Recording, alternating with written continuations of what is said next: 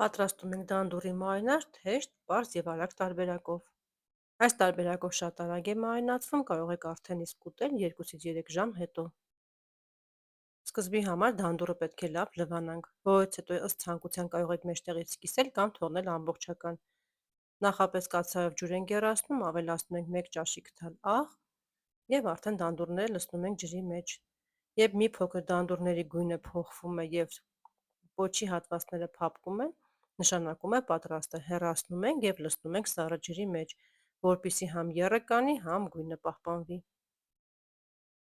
Սառը ջրից հանում ենք, թողնում ենք մի փոքր քամվի և այդ ընթացքում պատրաստում ենք արդեն իսկ մարինադը։ 1 լիտր ջրին ավելացնում ենք 1 լիքը ճաշի քթալ աղ, 2 ճաշի քթալ քացախ, 6 կամ 9%-անոց։ Ավելացնում եմ նաև մի քանի ատամիկ ճզմած ծխտոր, այդպես համը ավելի արտահայտված է լինում։ Խառնում ենք և դնում մի կողմ։ Քանի որ աղի որակները շատ տարբեր են,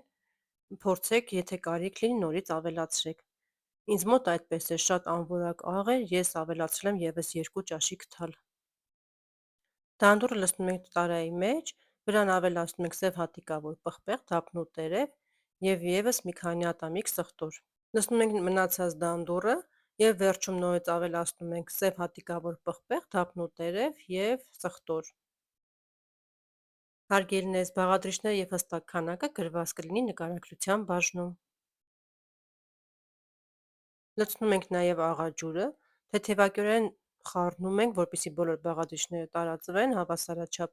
ծածկում ենք կափաչով և դնում ենք սառնարան։ Թողնում ենք մի քանի ժամ, որից հետո կարող եք արդեն իսկ ուտել։ Իսկ ինչքան երկար մնա սառնարանում, այնքան ավելի համեղ կլինի։ Ընթացքում կարող եք ևս մեկ անգամ բացել,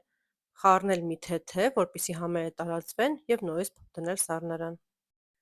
Ահա և մեր համեղ մարինադը պատրաստ է։ Մեկնաբանության բաժնում գրեք դուք ինչպես եք պատրաստում դանդուրի մարինադը կամ թթուն։